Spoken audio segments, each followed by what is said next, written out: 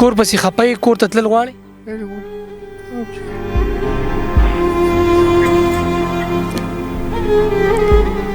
زامن چې کوم دی راځي تپوس کوي بس مختصر خبره ده.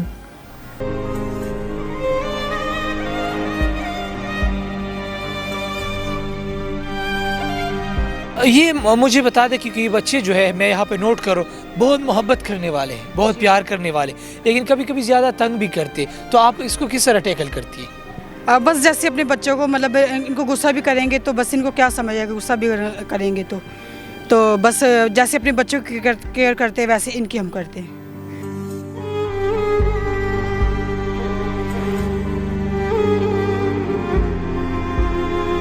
کہ کاش ان لوگوں کے بھی ماں باپ ہوتے کہ ہم جس طرح ہم اپنے بچوں کا خیال رکھتے ہیں تو ان لوگوں کا بھی خیال رکھتے ہیں، مگر ان کے نہیں ہے تو ہم ان کے ماں بھی ہیں اور ان کے ہم لوگ باپ بھی ہیں. ہم لوگ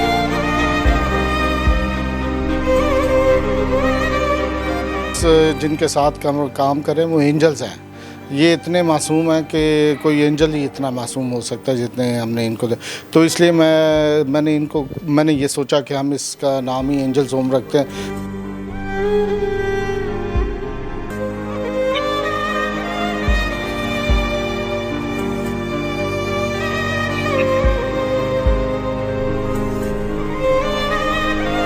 کوي دا ایکسرسایز کوم ایکسرسایز د دې څه فائدې؟ ټرین د پاره کوو چې دې سره د ایکسرسایز سره به دا کېناستې شي، بیا ورو ورو د دې چې کوم دا پوره پټې مضبوط شي دا به کېناستې شي، بیا ورو ورو ماشومان په شان طریقه ورته ښوولې که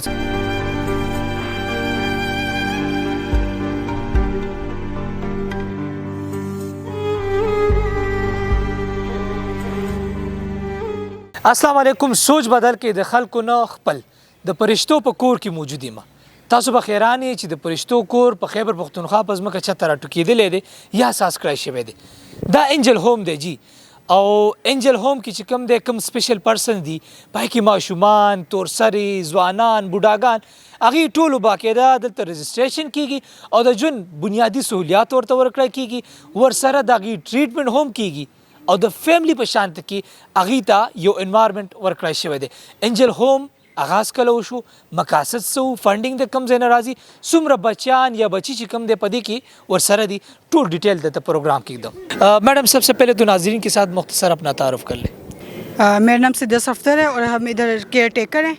مطلب ہماری صبح 8 سے شام 6 بجے تک ان کے ساتھ ڈیوٹی ہوتی ہے. ہم ان کے ساتھ جو بھی ٹائم اسپینڈ کرتے ہیں، مطلب جیسے ہم اپنے بچوں کی کیئر کرتے ہیں ویسے ہم ان کی کیئر کرتے ہیں. مطلب ٹھیک ہے. آپ کی خود کی شادی ہوئی ہے میڈم؟ جی سر، میرے 4 بچے ہیں. اچھا، تو اپنے بچے بھی ساتھ لے کر آتے ہو، ان کے ساتھ ہوتے ہیں یعنی وہ گھر پہ ہوتے ہیں؟ بچے اب میں کبھی نہیں لے کے آتے، کبھی مطلب کوئی مجبوری ہے تو لے کے آتے ہیں، ورنہ بس ہم ادھر ہی ہوتے ہیں. بچے تو اسکول جاتے ہیں. ٹھیک ہے. یہ مجھے بتا دیں کیونکہ یہ بچے جو ہے میں یہاں پہ نوٹ کرو بہت محبت کرنے والے ہیں، بہت پیار کرنے والے، لیکن کبھی کبھی زیادہ تنگ بھی کرتے، تو آپ اس کو کس طرح ٹیکل کرتی ہے؟ بس جیسے اپنے بچوں کو مطلب ان کو غصہ بھی کریں گے تو بس ان کو کیا سمجھ آئے گا، غصہ بھی کریں گے تو بس جیسے اپنے بچوں کی کیئر کرتے ویسے ان کی ہم کرتے ہیں. ٹھیک ہے. تو آپ نے اس جاب کا انتخاب کیوں کیا؟ کیا مقاصد ہے اس کے پیچھے؟ صرف پیسوں کے لیے یا کوئی اور مقاصد؟ سر ویسے تو ضرورت تھی، لیکن ادھر آ کے ہم نے بہت کچھ سیکھا ہے. مطلب ایک ثواب بھی ہے اور بس ہماری ضرورت بھی ہے. تو بس جو بھی ہم کام کرتے ہیں بس اپنے بچوں کے لیے بھی اور ہمارے لیے ثواب بھی ہے، اور بس ہماری خوش قسمتی کہ ہمیں بچوں کی خدمت کر رہے ہیں. مجھے یہ بتا دیں کہ زیادہ ٹائم ہو گیا یہاں پہ آپ کا؟ ہمیں 3 منتھ ہو گئے ادھر. تو ان 3 مہینوں میں آپ کا ان بچوں کے ساتھ کوئی خاص دوستی، کوئی لگاؤ ہے؟ ہاں جی بالکل ہے. ان بچوں کے ساتھ ہمارا بہت زیادہ مطلب گہرا رشتہ ہو گیا. بس آپ کا پسندیدہ بچہ کون ہے اور کیوں ہے؟ میرا پسندیدہ بچہ یہ بلال ہے. وسیم اکرم عرف وسیم اکرم. جی. اچھا، تو یہ کیوں آپ کو زیادہ پسند ہے؟ بس ویسے ہی اس کے ساتھ میری بہت زیادہ اٹریکشن ہے. مطلب کوئی چیز کھائیں کچھ بھی ہو بس سر ہم شیئر کرتے ہیں، ہمیں اچھا لگتا ہے. اچھا ٹھیک ہے. جی. تو میڈم یہ بھی بتا دیں ہمارے ناظرین کو ان بچوں کا آپ لوگ کس طرح خیال رکھتے ہیں؟ ڈیلی روٹین کیا ہوتی ہے؟ مطلب ڈیلی روٹین ان کا مطلب نہلانا دہلانا، ان کو کھانا کھلانا، مطلب سب کچھ کرنا، پیمپر تک انہیں ہم چینج کرتے ہیں. مطلب ان کے ساتھ بہت مطلب ٹائم اچھا اسپینڈ ہوتا ہے ہمارا. ان بچوں کا خیال رکھنے کے بعد جب سے آپ نے یہاں پہ جاب سٹارٹ کی ہے، آپ کی زندگی میں کیا تبدیلی آئی؟ کوئی خاص، کوئی مثبت، کوئی چینجز؟ جی مطلب ہمیں یہاں سے بہت کچھ سیکھنے کو ملا، جو مطلب ہمیں آج تک مطلب دنیا کو نہیں تھا پتہ، وہ یہاں پہ آ کر ہم نے بہت کچھ سیکھا ہے. ٹھیک ہے. تو سکون ملتا ہے زندگی میں؟ سکون ہے زیادہ؟ बिल्कुल, इधर आके हमें ऐसा लगता है जैसे अपने घर में हम काम कर रहे हैं. हमें कभी फील नहीं हुआ कि हम यहाँ पे वर्कर हैं. हमें यहाँ पे ऐसा लग रहा है जैसे हम अपने घर में हम काम कर रहे हैं. मतलब यहाँ पे आके हमें एक सुकून, अलग सा सुकून होता है यहाँ पे. वैसे ये आप चूंकि इन बच्चों के साथ ज़्यादा करीब हो ना, ज़्यादा करीब आप वक्त गुजारते हैं इनके साथ, तो ये बच्चे किन चीज़ों के ऊपर ज़्यादा खुश होते हैं? मतलब इनके साथ प्यार करें, इनके साथ टाइम स्पेंड करें, इनसे मतलब इनकी इंटरेस्टेड बातें पूछे, जो भी इनको पसंद है तो इनको अच्छा लगता है. इनके तो अजीब अजीब डिमांड्स भी होंगे, तो आप किस तरह हैंडल करती है? बस कुछ बात इनकी हम मानते भी हैं, कुछ बस इनको समझाते भी हैं. कुछ बच्चे समझ जाते हैं, कुछ ज़िद्दी हैं, कुछ बस अब इनको मैनेज कर लेते हैं हम.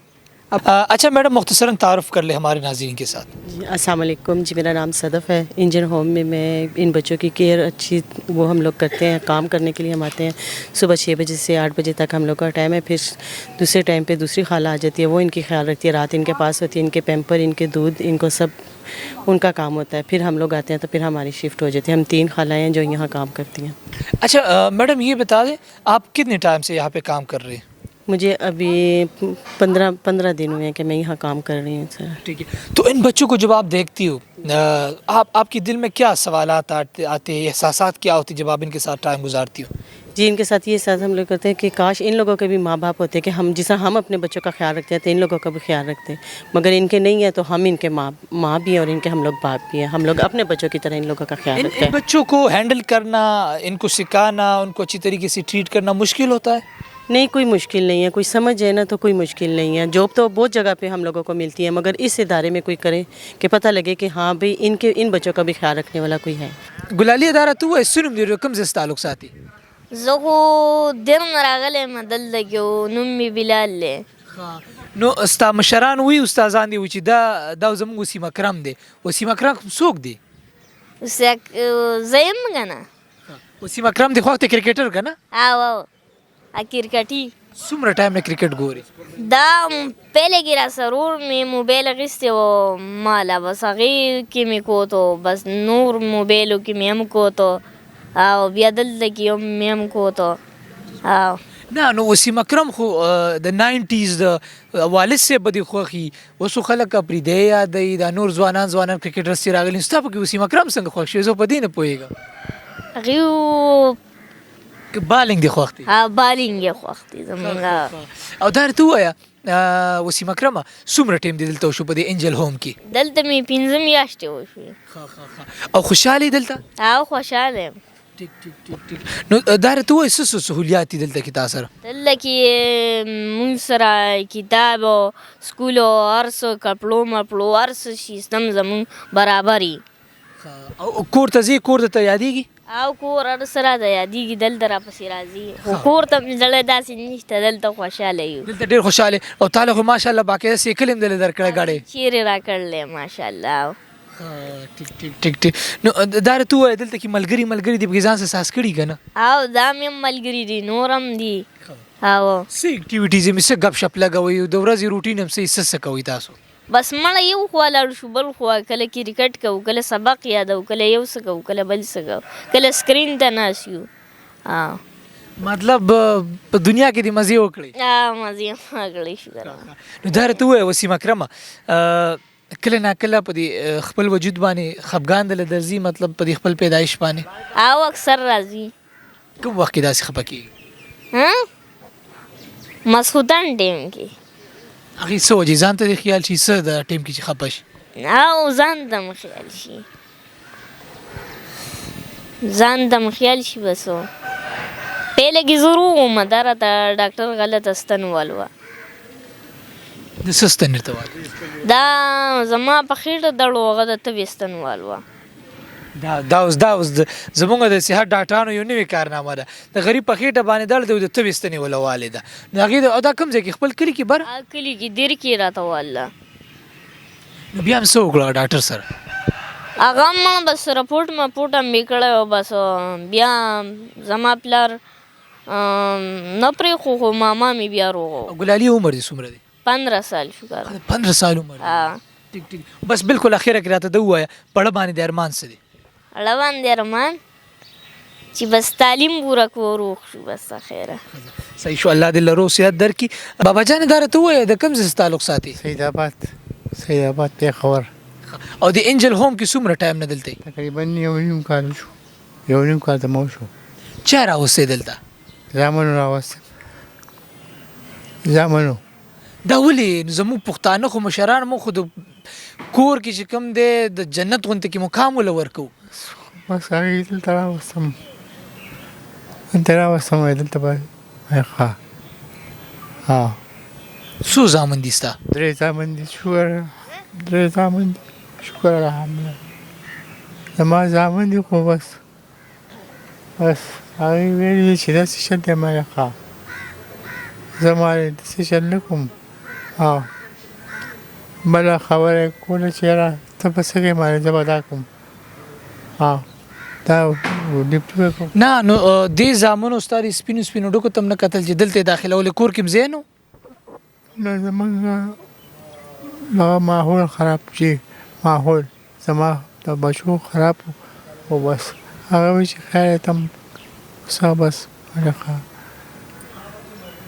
او بس. کور پسې خپه یې کور ته تلل غواړې؟ بالکل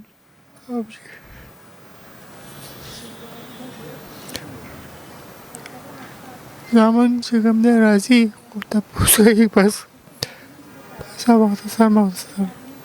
مختصر خبره کوي.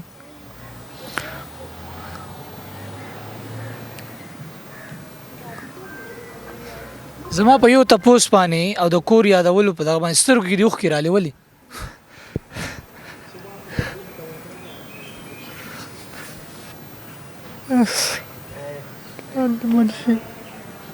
کور ودانې د ژوندۍ د ښځه که مړه ده؟ وفات یو نیم کال شو مړه شوې، یو نیم کال شو مړه شوې. یاره دا انجل هوم نه دی، تاسو یقین وکړئ دا په رښتیا چې کوم دی د فرشتو کور دی. هغې خاص وجه دا ده چې په دې سکرین باندې تاسو ما سره کتلی شئ چې کم عمره ماشومان هم په دې کې چې کوم دی هغه اډمټ کړي دي. یعنې یو لاروی سړی بهر نه راځي او هغه دلته کې ماشومان دي. په دې کې داسې ماشومان ګلالي دي، تاسو سکرین باندې ګورئ چې د هغې بالکل والدین نشته سره نه. هغې ته پی هم دلته ورکړی کېږي، د هغې خوراک هم خیال ساتلی کېږي. او کله دې ماشومان ته چې ګورم زه لږ حیران هم شم، خفه هم شم چې دا ماشومان را غټ شي، دی به تپوس کوي د مور باره کې، د خپل پلار باره کې، او بیا به د دې انجل هوم شکریا هم ادا کوي چې د چا د دې تربیت وکړو، د دې پرورش وکړو، د دې خیال یې وساتو. نو نه صرف داسې قسمه سپیشل پرسن بلکې داسې ماشومان چې د هغې مور او پلار نشته ده هغه هم دلته کې اډمټ دي، د هغې رجسټریشن شوی دی. ډاکټر صاحب دا راته ووایي د دې سپیشل پرسن چې کوم ماشومان دي دا د دې تاسو ټریټمنټ څه طریقې سره کوئ؟ بسم الله الرحمن الرحیم. زما نوم ډاکټر امجد رحمان دی او زه دلته فزیوتراپیسټ باندې کار کوم پوسټ باندې. داسې ماشومان وي که نه چې دا بچپن نه یا جړکې پې راشي یا د دې پیدایش کې ونه جړي، هغې نه دې کوم برین دي که نه دې کې لکشن کمزورتیا راشي، بیا هغه دا ماشومان نه پڅېدی شي نه ګرځېدی شي، دې کم مسل یا سټیپ شي، سپازم پکې وشي. مونږ کار دا چې دې پټې پهله نرمې کړو، بیا هغې د کېناستې چلو خو بیا د ګرځېدو چلو ته خو دا ټولې ترکیب موږ په دې پروسس باندې کوو. بیا دې ماشوم له چې کوم ایکسرسایز تاسو ورکوئ دا ایکسرسایز کوم ایکسرسایز د دې څه فایدې سټرینګ دپاره کوو چې دې سره د ایکسرسایز سره به دا کېناستې شي، بیا ورو ورو د دې چې کوم د پوره پټې مضبوط شي دا به کېناستې شي، بیا ورو ورو ماشومان په شان طریقه ورته ښیو لکه څنګه ماشوم څه وي پهله موږ ورته چلو ښیو چې یاره دا کیني بیا ګرځي، بیا سپورټ سره بیا په خپله ګرځي دغه شان. د دې ماشومانو څومره پرسنټ چانسز وي چې د دې ایکسرسایز او ټریټمنټ نه بعد د دې ریکور کېدو که نه چې مطلب خپل د انډیپینډنټ هغه شي که نه هر څه کار په خپله کولی شي، واشروم اټینډ کول دغه شان نور څه کارونه دا ټول په خپله کولی شي. دا ماشومان دونه کېدی شي، داسې نه شي کېدی چې یاره دا به مطلب مخکې لایف سروایو وساتي یا ګرځي هغه واده کول یا بچي دا څیزونه بیا دې کې نه شي کېدی. نو دې ټریټمنټ څومره اقسام دي او څه طریقې سره؟ ټریټمنټ اقسام خو ډېر دي، مونږ ورو ورو سټارټ پروټوکول نه غلو که نه چې پهله مونږ مقصد دا چې دې پټې هغه دي شي سختې نه شي نرمې وي، بیا هغې نه بعد د دې یو پټې مونږ سټرینتھنګ ایکسرسایز کوو چې مضبوط شي ورسره کینی مطلب هغه نه بعد په ګرځېدو سٹارٹ شي دې طریقے سے سلو سلو روان. صحیح شو ډیر. سر سب سے پہلے تو ہمارے ناظرین کے ساتھ اپنا مختصر تعارف کر لیں. مورس خورشید، فاؤنڈر اینڈ سی ای او اینجلز ہوم ویلفیئر آرگنائزیشن پشاور. اچھا خورشید صاحب یہ بتا دیں کہ اینجل ہوم کا آئیڈیا یہ آیا کہاں سے اور کب سے آپ لوگوں نے اس کا آغاز کیا؟ ایسا کہ میں تو کافی عرصے سے اسی کام کو کر رہا ہوں. ایسے ذہنی جسمانی معذور بچے پورے پاکستان میں، میں نے کراچی میں लाहौर में, काफ़ी शहरों में ऐसे सेंटर्स डेवलप किए हैं। तो हम हमेशा जब भी केपी में आते थे तो ये फील करते थे कि केपी में ऐसा कोई भी इदारा नहीं है जो इन बच्चों को केटर कर सकता हो, जो शेल्टर प्रोवाइड कर सकता हो, जो प्रॉपर केयर कर सकता हो और इनकी प्रॉपर जो रिहेबिलिटेशन है वो हो सकती हो। तो वो एक जो गैप था वो हमेशा फील होता था कि यार सब सूबों में कुछ ना कुछ तो इस पे काम हो रहा है, लेकिन केपी में ऐसा नहीं है। तो ये रियलाइजेशन थी कि जब भी कभी ऐसा वक्त मिला या चीज़ें हुई तो वो अल्लाह ताला ने मौका दिया कि दोबारा जब हम कराची से मैं आया तो मुझे रियलाइज़ हुआ कि क्यों नहीं ये केपी में ऐसा एक काम किया जाए। तो बस फिर इसको शुरू कर लिया हमने इसका। एंजल होम के पीछे आइडिया क्या था? एंजल होम का इंतखाब किसने किया? मेरा बिलीव है कि हम जिनके साथ काम करें वो एंजल्स हैं। ये इतने मासूम हैं कि कोई एंजल ही इतना मासूम हो सकता है जितने हमने इनको तो इसलिए मैंने ये सोचा कि हम इसका नाम ही एंजल्स होम रखते हैं। जिनको ये अच्छाई बुराई का अंदाज़ा ही नहीं है तो वो बुरा क्या करेंगे यार। खुर्शीद साहब, कितने बच्चे हैं आपके पास? उसमें ख़वातीन और बच्चे और स्पेशल पर्सन, बुज़ुर्ग, ये क्या कितने लोग हैं आपके पास? अभी टोटल तकरीबन ही 60+ हमारे पास बच्चे हैं, जिसमें कुछ बुज़ुर्ग भी हैं जो ऐसे ज़रूरतमंद है जो बिल्कुल लावारिस है, जिनको कोई नहीं रख रहा, फैमिली में कोई नहीं रख रहा, और फैमिलीज़ में इतने प्रॉब्लम्स हैं वो लोग अपने माँ बाप को छोड़ के भाग रहे हैं। तो वो भी जो इस हालत में आते हैं तो हम अपने गेट से उनको तो नहीं वापस भेज सकते, हम उनको किसी न किसी वे में यहाँ पे अकोमोडेट कर लेते हैं, हम रख लेते हैं। तो अभी तकरीबन हमारे पास कोई 8-10 बूढ़े भी हैं, सीनियर सिटीजन्स जिनको हम कहते हैं, बच्चियां भी हैं जो काफ़ी ज़्यादा अब नंबर उनका बढ़ रहा है, जो कि अफसोस की बात है कि इतनी बच्चियां केपी में हमारे साथ होनी नहीं चाहिए। अभी केपी के ऐसे इलाके हैं जहाँ पे हमें कॉल्स आती हैं कि वहाँ बहुत सारी ऐसी बच्चियां हैं, तो हम सून उनके लिए कोई ना कोई ऐसा मैकेनिज़्म डेवलप करेंगे कि वो बच्चों को हम यहाँ पे रेस्क्यू कर सकें और उनको यहाँ पे शेल्टर प्रोवाइड कर सके। खुर्शीद साहब, जिस बिल्डिंग में हम खड़े हैं एंजल होम में, ये बिल्डिंग आप लोगों को ज़ाती है, किसी ने वक़फ़ किया, इसका क्या तरीका? ये एक डोनेटेड बिल्डिंग है, किसी ने चैरिटी ह्यूमैनिटेरियन ग्राउंड्स के लिए हमें डोनेट की है कि आप यहाँ पे इंसानियत की खिदमत के लिए कोई भी काम कर सकते हैं। ठीक है। इसका रकबा कितना होगा और इसमें क्या क्या चीज़ें अवेलेबल? ये तकरीबन ही 4 एकड़ ज़मीन है और इसकी मतलब अच्छी बिल्डिंग्स है, स्पेस है, काफ़ी खुले रूम्स हैं और हर जगह यहाँ हर चीज़ यहाँ पे है, फैसिलिटी हमारे पास। ठीक है। यहाँ पे हमने नोट किया जो सीनियर सिटीज़न हैं उनका भी शुरू से आप लोगों ने आगाज़ किया थे, बाद में इसकी एडजस्टमेंट होगी? नहीं, शुरू में तो बेसिकली हम माजूर बच्चों को ही वो ले रहे थे, वो चाहे अडल्ट्स हों और बिल्कुल इन्फेंट हो। हमारे पास अभी जितने छोटे बच्चे भी हैं, 2 साल के भी हैं, 1 साल का भी है, इस तरह। तो छोटे बच्चे थे, बड़े बच्चे भी आ रहे थे, लेकिन बाद में लोगों ने कॉल करनी शुरू कर दी कि हमारे पास ऐसे हैं, सीनियर्स भी हैं, बुज़ुर्ग भी हैं, औरतें भी हैं, तो हम उनको नहीं रख पा रहे। वो कोई पेट्रोल पंप पे पड़ा है, कोई बस स्टैंड पे पड़ा है, तो आप उनको ले जाएं, वो यहाँ इतने हफ्ते से यहीं पे पड़े। तो हम जाते हैं, उनको रेस्क्यू करते हैं, फिर उनको ले आते हैं।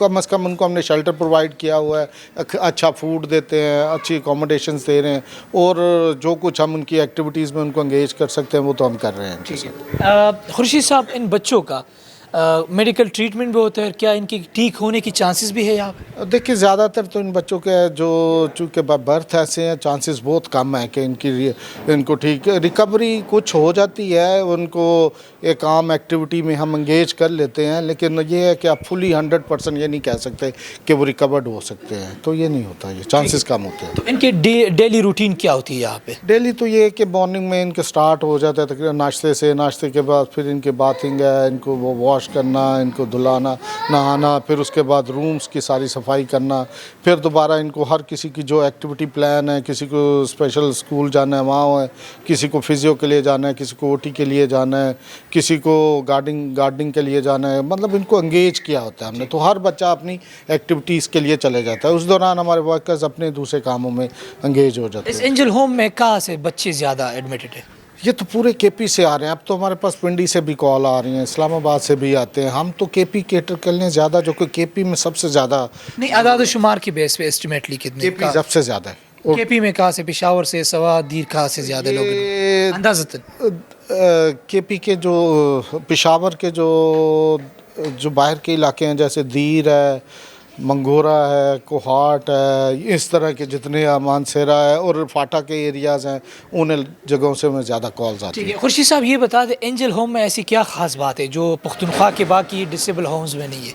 ऐसा है कि ये केपी का एक यूनिक इदारा है जहाँ पे ऐसे बच्चों को शेल्टर प्रोवाइड किया जाता है। डे केयर बहुत हैं, ऑर्फनेजेस बहुत हैं यहाँ पे, लेकिन वो इस तरह की ना तो वो फैसिलिटी दे रहे हैं, ना ये सबसे ज़्यादा मुश्किल बच्चे। आसान बच्चे को तो हर कोई संभालता है, इस मुश्किल को तो पेरेंट्स नहीं संभाल रहे, वो गेट पे छोड़ के भाग रहे हैं। सोसाइटी में ऐसे ही वो अबैंडन कर दिए गए हैं। तो जिनको कोई भी नहीं रख रहा, अगर ऐसा इदारा इनको यहाँ पे अकोमोडेट कर रहा है, एक प्रॉपर शेल्टर प्रोवाइड करता है, केयर प्रोवाइड कर रहा है और अच्छा फूड इनको दे रहा है और इनकी 24 आवर इनको एक अच्छी सर्विस दे रहा है, डे एंड नाइट। मतलब इनका मॉनिटरिंग सिस्टम हमारा इतना स्ट्रांग है कि हर जगह आप देखें कैमरे लगे हुए हैं। आप लोगों की कैपेबिलिटी और कैपेसिटी कितने बच्चों को एडमिट कर? हमारे यहाँ कैपेसिटी तो 500 बच्चों की है, हम 500 बच्चों को अकोमोडेट कर सकते हैं। हम इस वक्त हम सिर्फ उनको वो प्रायोरिटी देते हैं जिनको हमारी सबसे ज़्यादा ज़रूरत है। ठीक है, तो यहाँ पे कोई भी अपने बच्चे को, सीनियर सिटीजन को एडमिट करा सकते हैं?